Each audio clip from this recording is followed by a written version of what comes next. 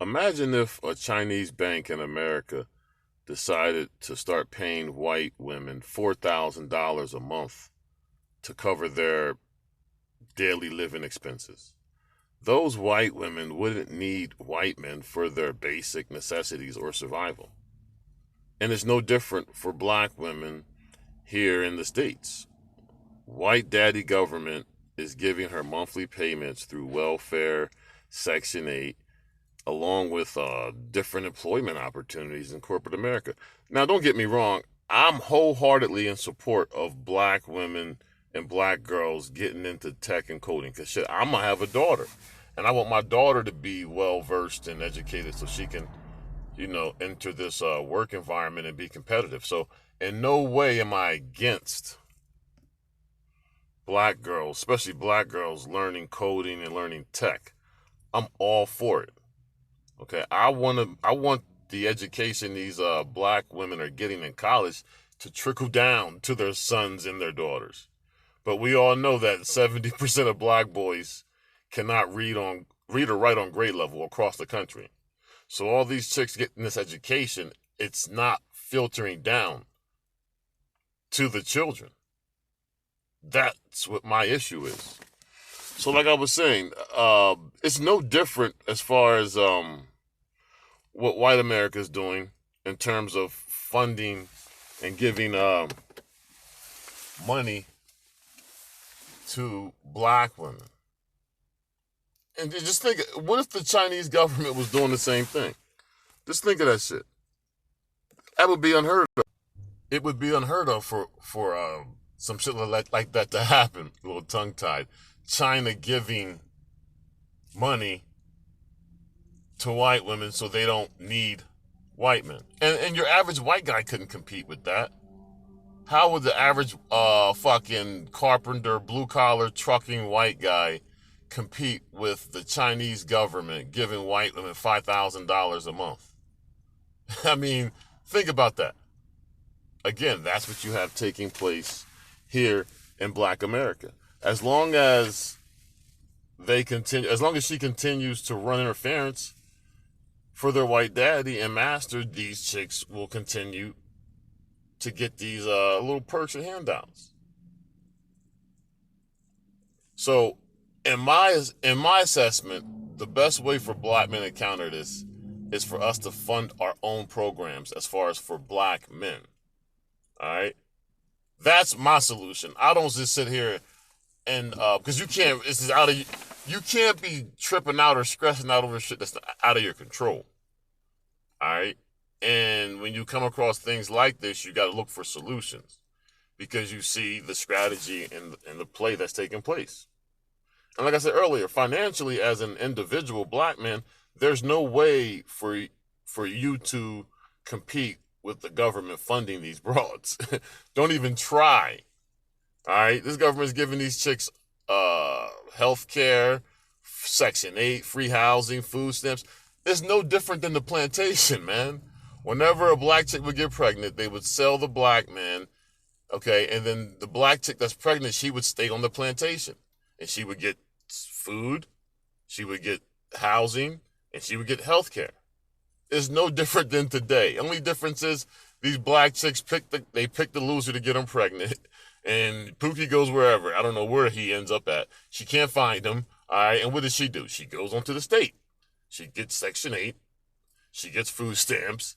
And she gets health care. All right. That's the cycle. So, like I said, as long as they're playing interference and they're continuing to carry water for their white daddy, these perks and benefits will continue. And as long as these school test scores continue to show black boys being illiterate, hey, they're going to continue to fund these delusional black chicks because these black chicks are holding up their side of the bargain. They're destroying black boys so they're not competitive in the future. When you got 70% of black boys in Baltimore and even across the fucking country that can't read or write, you know what that spells for the future in 2050? First off, these black boys aren't going to be able to challenge the matriarch on an intellectual level. They're not going to be able to counter these feminists on intellectual level because they won't have the ability to do it. They won't be able to write and defend themselves, let's say, in civil court if they have to represent themselves pro se because they can't afford a lawyer. If you can't do these basic things, it's over for you. And that's why the government continues to reward these delusional single mothers, because they're holding their side of the bargain up.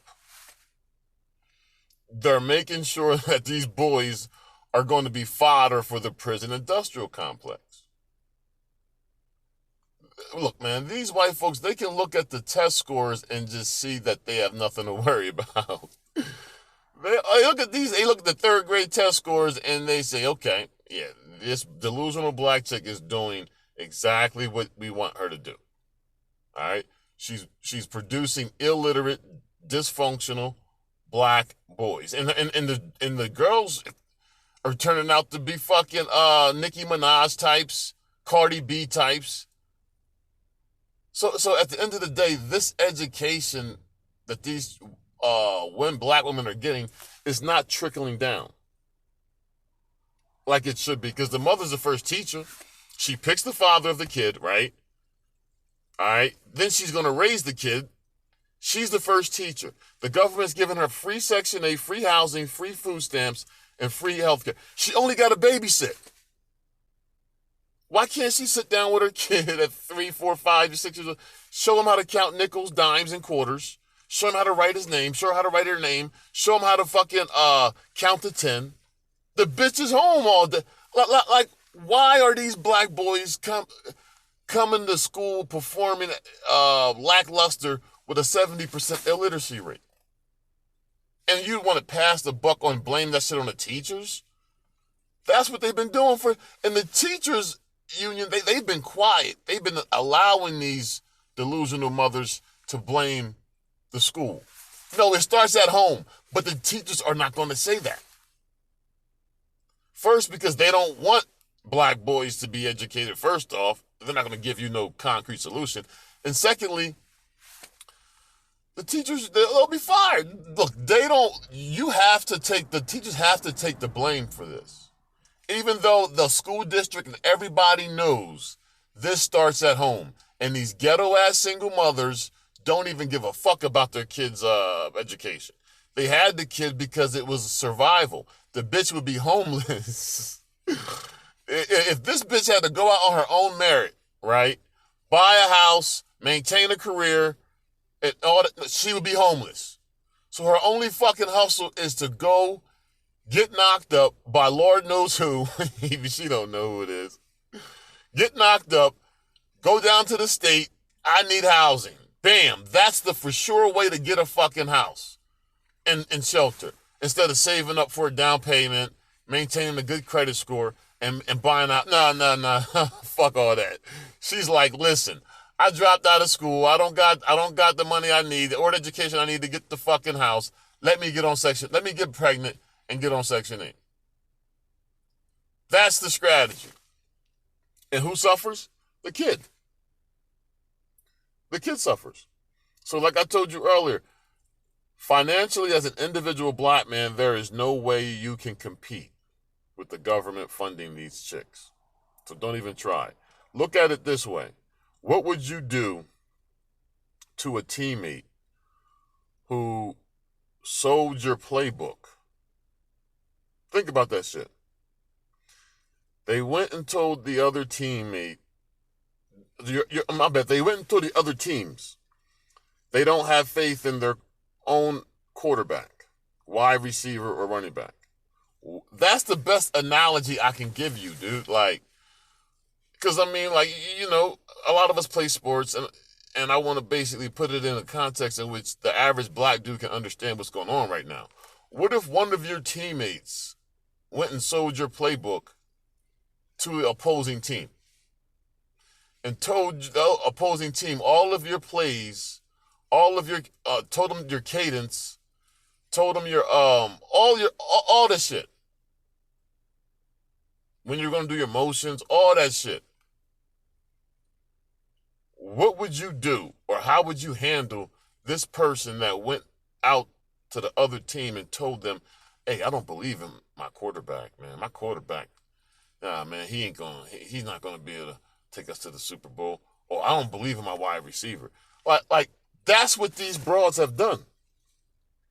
So I'm asking you, because each of us are different on how we assess things and how we handle things. But I'm trying to put this in your lap as a black dude, logical black dude. I'm asking you, what would you do with that teammate? I mean, that's the best way I can fucking break it down and explain it. Let me get my cigar going. Yeah, man. I mean, look, you can't forgive treason, dude. You can't. And like I always said, you gotta take names and screenshot these broads. Screenshot them. Cause shit, when the smoke clears and the dust settles, you want to be able to be like, all right, it was that one, it was this one, it was that one, it was this one that was on that evil, twisted shit. It was this. You want to know who you're, cause see, you're at a situation to where you gotta heavily filter the black bitches you're dealing with, dude. You got in your circle, you gotta heavily filter them. You know what I mean? I'm not telling you to just. I'm not telling you to cut, or any bitch you deal with, you gotta heavily filter them. I'm not telling you to be like these other idiots and, believe that your salvation's in the hands of non-black women. Date who you want to fucking date. I say fuck who you want to fuck. I don't give a fuck. Each individual man does his own thing. But at the end of the day, man, you gotta do what's best for you. And what's best for you is to filter these broads out, because with the advent of social media, it showed you that these broads don't have your best interest at heart. As a black man, they don't want to see you win. A lot of them don't. I can't give you an exact percentage. So therefore, I suggest you heavily filter them. But these other idiots, they want to use this as a carte blanche excuse to just say, oh, I'm not dating black women at all. I'm not dating. These motherfuckers never wanted to date black women, or they just don't want to. And now they think they have a valid excuse to just say, nah, those guys are clowns. I'm telling you to filter out the bitch you fuck with. And your job is not to fucking save all black women. No, your job is to find one bitch only. And that's who your fucking resources and protection goes to. You ain't out here trying to protect and save black America. Fuck out of here. That ain't your job. Your job is to find one chick on your program, and this is you and her against the world. Bottom line. It's going to be you and her fucking reproducing and making shit happen. But heavily filter this chick. You've been in these circles long enough to know what questions to ask this bitch and what red flags to look for.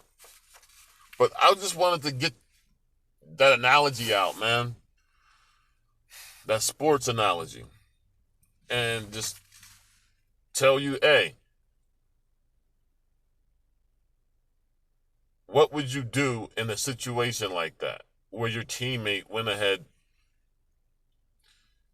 and sold your playbook to the other team? That's what she has done.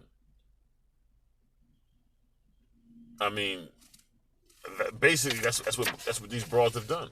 Made it clear that they don't have confidence in their own quarterback, their own wide receivers.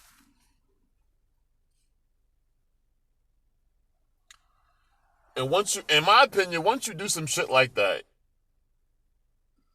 there's no coming back from it. There's no coming back from it. So you got to ask yourself as an individual black man, like I said earlier, just ask yourself, how would you handle a teammate that sold your playbook? I mean, I'm not letting no motherfucker back on the squad. Damn sure I ain't gonna fuck with him. But with the advent of social media, right there in front of you. It's right there in front of you. Get the cigar going. Hold on. I ain't even hopped into this article yet. Man, you know what's up. If this is not a sign that black men need to fund our own projects, man, and start moving forward on and this is what like bothers me and frustrates me, because these dudes would just talk about this kind of shit, and you see what the fucking strategy is. You see what it is, and so it's like the only way around this is to have your own network. have your own fucking way of pooling your own resources and money together. All right? I was telling these fools, no, it's not a lack of black men not having enough white friends and white guy friends. No, it's nothing like that. A lot of these black dudes think that, hey, you gotta fucking either kiss ass to white people and allow them into black male circles in the manosphere. We got to do it that way in order to get get shit done. Fuck out of here, man. These are black dudes with inferiority complexes, man.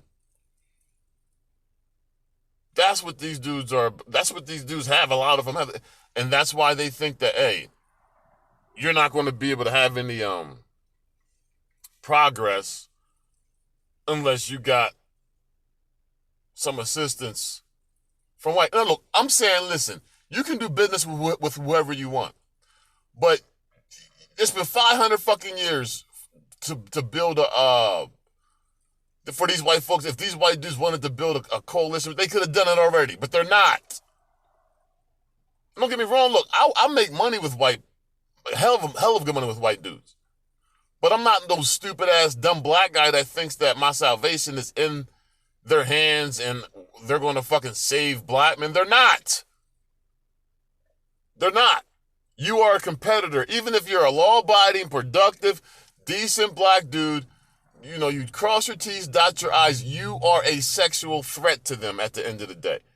You don't gotta be a good, they'll say because it's crime, blah, blah. You can be a fucking, productive, career-driven black dude.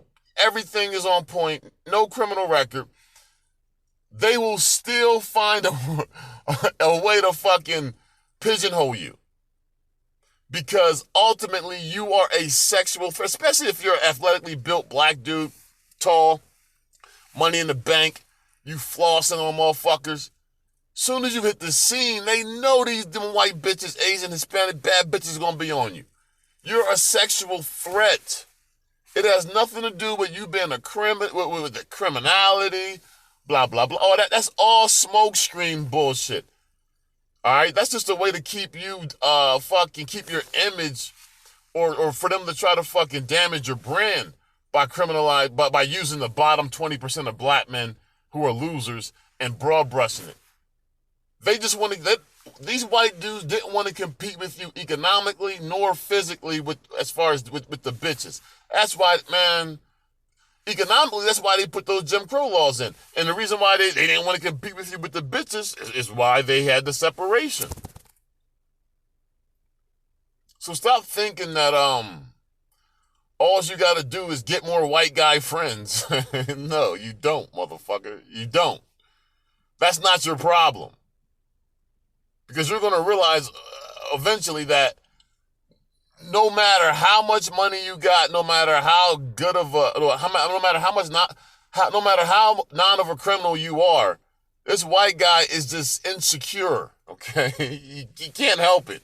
He sees you come over there, you 6'3", 6'4", athletically built, stocky, money in the bank, nice car, nice house. He see his bitches coming at you, dude. This is why they're not hiring you in these corporate offices and shit. You'll have fucking 10 black guys in a corporate office. 3 of them is fucking all the white bitches inside that fucking office. All right, 3 black guys. Don't let them have that charm. Don't let the black dude have that charismatic personality. He's fucking 90% of the bitches, white bitches, Asian bitches, Hispanic bitches in that fucking corporate office. And over time, the white dude gonna realize it and get mad. And that's what happened. They just fire him. Get the black guys out of here, man. They're fucking all these women. Cause see, the white dudes, what happens is in these corporate offices, the white chicks don't want to just fucking flat out just turn a white guy down, even though she got her own money and she's getting dicked down by the black dude. So what she does is she leaves the white guys on in the corporate office. And when the white guy tries to close the deal, she just backs off of him.